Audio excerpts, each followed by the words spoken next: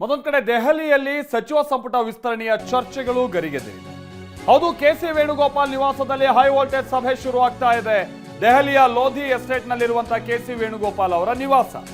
ರಾಜ್ಯ ನಾಯಕರುಗಳ ಜೊತೆಗೆ ಕೆಸಿ ವೇಣುಗೋಪಾಲ್ ಮಾತುಕತೆಯನ್ನ ನಡೆಸ್ತಾ ಇದ್ದಾರೆ. CM DK Shivakumar, Siddaramaiah, KPCC ಅಧ್ಯಕ್ಷ ಬಿಕೆ ಹರಿಪ್ರಸಾದ್, ಹೀಗೆ ಎಲ್ಲ ನಾಯಕರುಗಳ ಜೊತೆಗೆ ಪ್ರತ್ಯೇಕ ಸಭೆಯನ್ನ ನಡೆಸಲಾಗ್ತಾ ಇದೆ. ಇದಕ್ಕೂ ಮುನ್ನ ಬಿಕೆ ಹರಿಪ್ರಸಾದ್ ಜೊತೆ ಸುಮಾರು 30 ನಿಮಿಷಗಳ ಕಾಲ ಕೆಸಿ ವೇಣುಗೋಪಾಲ್ ಚರ್ಚೆ ನಡೆಸಿದ್ದಾರೆ.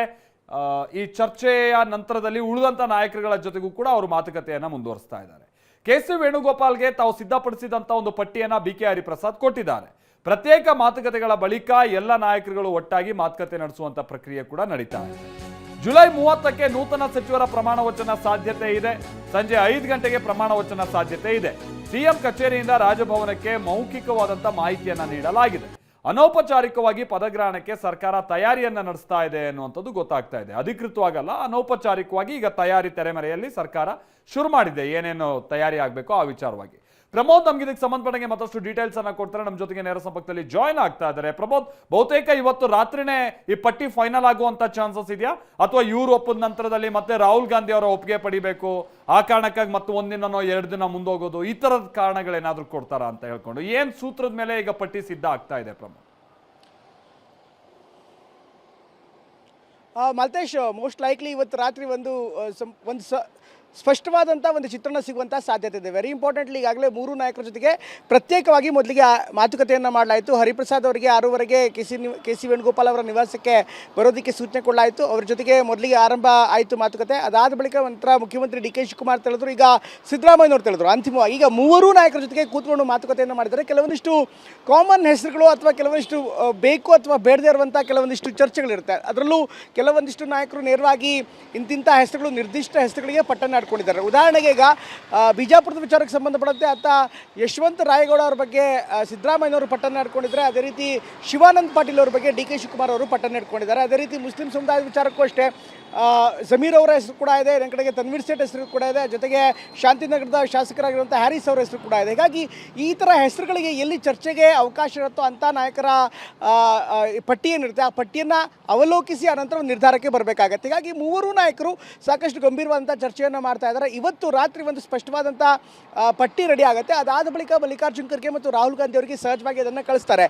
ಇನ್ನು ಈ ಬಾರಿ ಒಂದು ವಿಶೇಷ ಅಂದರೆ ಹೈಕಮಾಂಡ್ ಕೂಡ ತನ್ನದೇ ಆದಂಥ ಕೋಟಾವನ್ನು ಅಥವಾ ತನ್ನದೇ ಆದಂಥ ನಿರ್ದಿಷ್ಟ ಹೆಸರುಗಳನ್ನ ಪಟ್ಟಿಯನ್ನು ಈಗಾಗಲೇ ಮಾಡಿಟ್ಕೊಂಡಿದೆ. ಈ ಒಂದು ಕಾರಣಕ್ಕೋಸ್ಕರ ಅವರಿಗೂ ಕೂಡ ಅಂದರೆ ಹೈಕಮಾಂಡ್ ಸೂಚಿಸುವಂಥ 5 ರಿಂದ 8 ಹೆಸರು ಕೂಡ ಎಂಟ್ರಿ ಆದರೂ ಕೂಡ ಅಚ್ಚರಿಯೇನಿಲ್ಲ. ಹಾಗಾಗಿ ಎಲ್ಲ ನಾಯಕರು ಪಟ್ಟಿಯನ್ನು ಕೊಟ್ಟಿದ್ದಾರೆ. ಬಹುತೇಕ 20 ಹೆಸರುಗಳಲ್ಲಿ 12 ರಿಂದ 15 ಹೊಸ ಮುಖಗಳು ಅಂತ ಅರ್ಥ ಮಲ್ತೇಶ್ ಫಸ್ಟ್ ಟೈಮರ್ಸ್ ಅಂತ ಅಲ್ಲ, ಬದಲಾಗಿ 2 ಅಥವಾ 3 ಬಾರಿ ಬಂದವರು, ಅದರ ಜೊತೆಗೆ ವಿದ್ಯಾರ್ಹತೆ, ಅನುಭವ, ರಾಜಕೀಯ ಇದೆಲ್ಲವನ್ನು ಕೂಡ ತುಲನೆ ಮಾಡಿ ಹೆಚ್ಚಿನ ಪ್ರಮಾಣದಲ್ಲಿ ಹೊಸ ಮುಖಗಳಿಗೆ ಮಣೆ ಹಾಕಬೇಕು ಅನ್ನುವಂಥ ಚರ್ಚೆಯನ್ನು ಮಾಡಲಾಗ್ತಾ ಇದೆ. ಹೀಗಾಗಿ ಇವತ್ತು ರಾತ್ರಿ ನಡೆಯುವಂಥ ಈ ಸಭೆ ಏನಿದೆ ಸಾಕಷ್ಟು ಇಂಪಾರ್ಟೆಂಟ್ ಆದಂಥ ಮಾಹಿತಿಯನ್ನು ಒಳಗೊಂಡಿರುತ್ತೆ. ಅದಾದ ಬಳಿಕ ನಾಳೆ ಒಂದು ಪಟ್ಟಿಯನ್ನು ಅಧಿಕೃತವಾಗಿ AICC ಅಧ್ಯಕ್ಷರಿಗೆ ಕೊಡಲೇಬೇಕಾಗತ್ತೆ. ಹಾಗಾಗಿ ನಾಳೆ ಮಧ್ಯಾಹ್ನದಷ್ಟೊತ್ತಿಗೆ ಪಟ್ಟಿ ರೆಡಿ ಆಗುತ್ತೆ.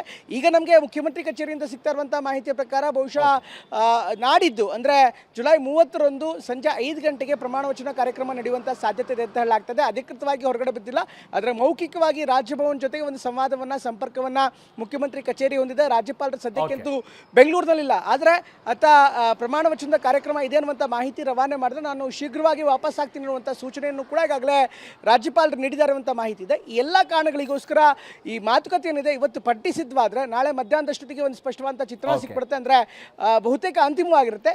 ನಾಡಿದ್ದು ಪ್ರಮಾಣ ವಚನ ಮಾಡೋದಕ್ಕೆ ಎಲ್ಲ ತಯಾರಿಗಳು ಬರದಿಂದ ಸಾಗುವಂಥ ಸಾಧ್ಯತೆ ದಟ್ಟವಾಗಿದೆ. Maltesh, okay, thank you Pramod. KC Venugopal ಅವರ ನಿವಾಸದಲ್ಲಿ ಈಗ ತಾನೇ ನೀವು ನೋಡ್ತಾ ಇದ್ರಲ್ಲ, ಒಂದು ಸಭೆ ನಡೀತಾ ಇದೆ ಅಂತ ಹೇಳಿ. ಆ ಸಭೆ ಅಂತ್ಯ ಆಗಿದೆ. ಸಭೆ ಮುಗಿಸಿ ಹೊರ ಬಂದಿದ್ದಾರೆ ಕೈ ನಾಯಕರು.